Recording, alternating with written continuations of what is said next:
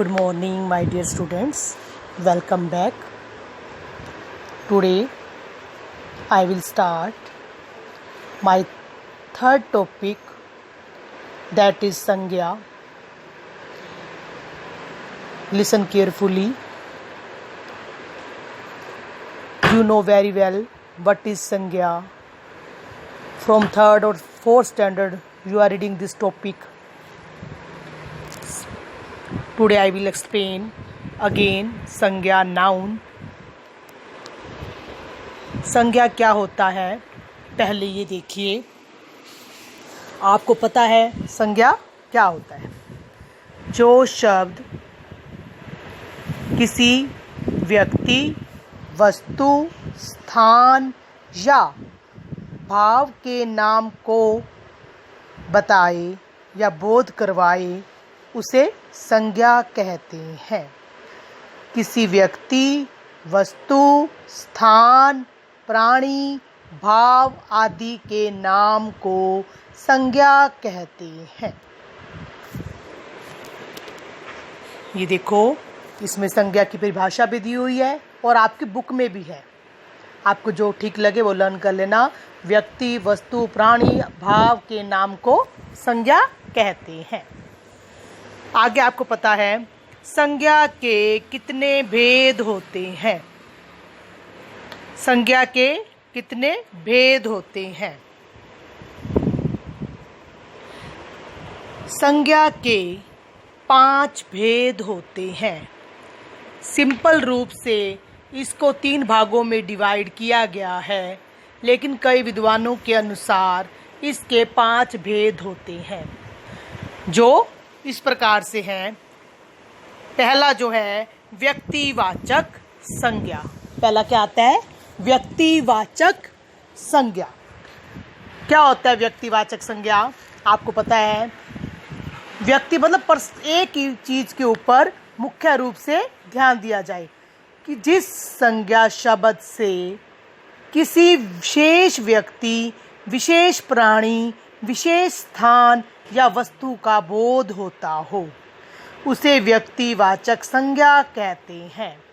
जैसे घर में भी हम किसी का नाम लेकर पुकारते हैं, वही पर्टिकुलर जो है पर्सन जो है आपके पास आ जाता है, वो क्या कहलाता है? जैसे महेश, रंजीत, कोई कंट्री का नाम मॉस्को, त्रिपुरा, चावल, गेहूं, खरगोश, गिलहरी आदि.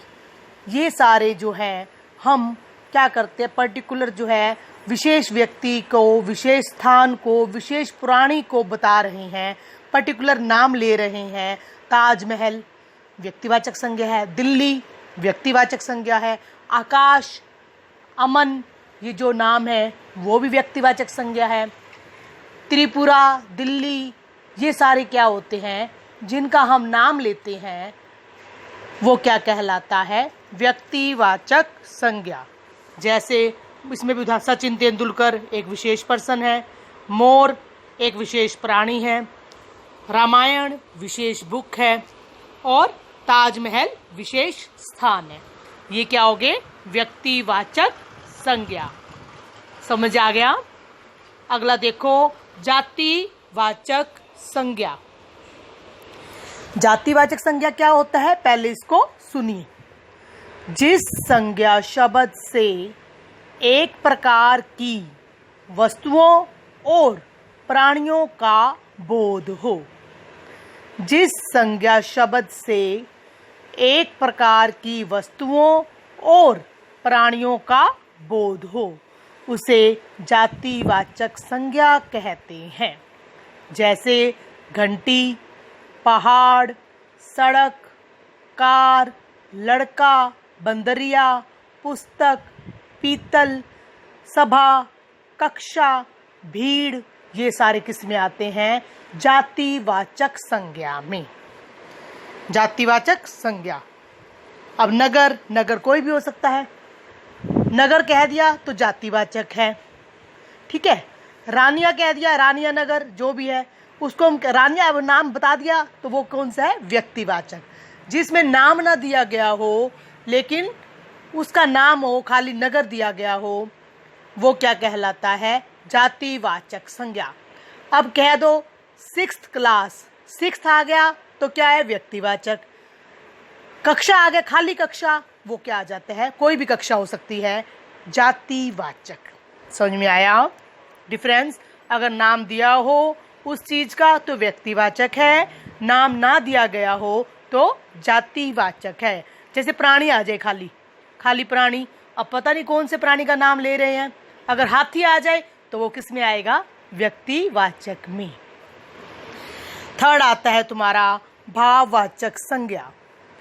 जिस संज्ञा शब्द से किसी वस्तु या व्यक्ति के गुण, दोष, अवस्था, भाव आदि का बोध हो, उसे भाववाचक संज्ञा कहते हैं। पता है आपको? जैसे ममता, बाल्य अवस्था, यौवन, माधुर्य, चतुरता, शिक्षा, मजदूरी, अहंकार, स्वास्थ्य, गहराई, घबराहट, देवत्व, अमरत्व, ये सारे क्या होते हैं?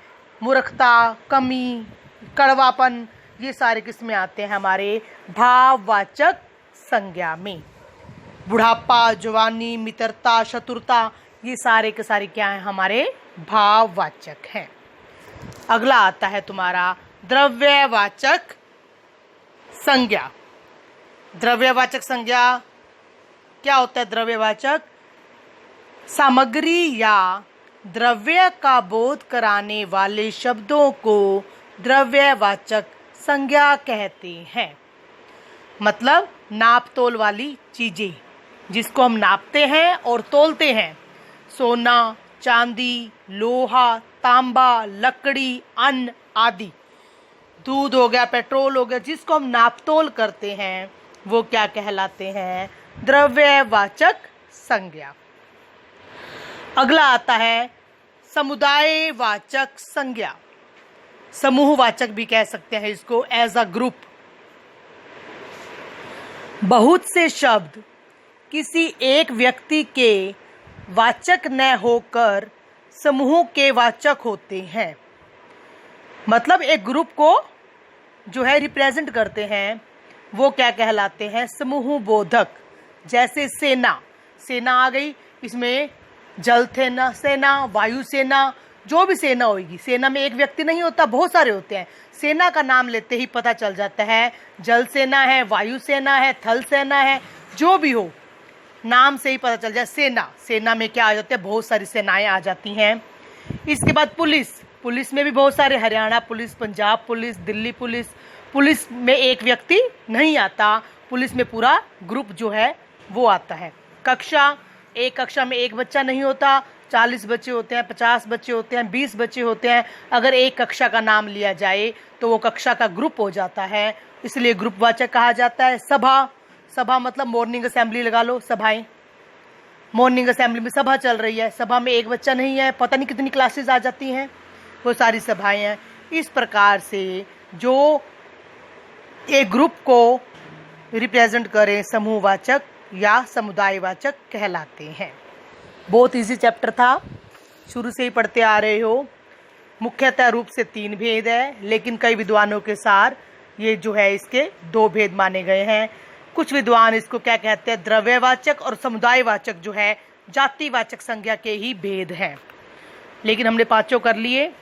अब इसका जो बुक वर्क है बेटे, मैं आपको व्हाट्सएप ग्रुप में सेंड कर दूंगी। आपने सबसे पहले लेसन को 2 बार सुनना है, अच्छे से समझना है। इसके अलावा इसमें जो है भाव जातिवाचक संज्ञा से भाववाचक संज्ञाएं बनाना, सर्वनाम से भाववाचक संज्ञा बनाना, विशेषण से भाववाचक संज्ञा बनाना, क्रिया से बनाना, अवयव से भाववाचक संज्ञा बनाना, वो मैं आपको सेंड कर दूंगी। आपने एक बार इसको रीड कर लेना है, ध्यान से सुनना है इसको। बुक है तो बुक में नोट डाउन कर लो, नहीं है तो कॉपी में लिख लेना जरूर। धन्यवाद। जय हिंद, जय भारत।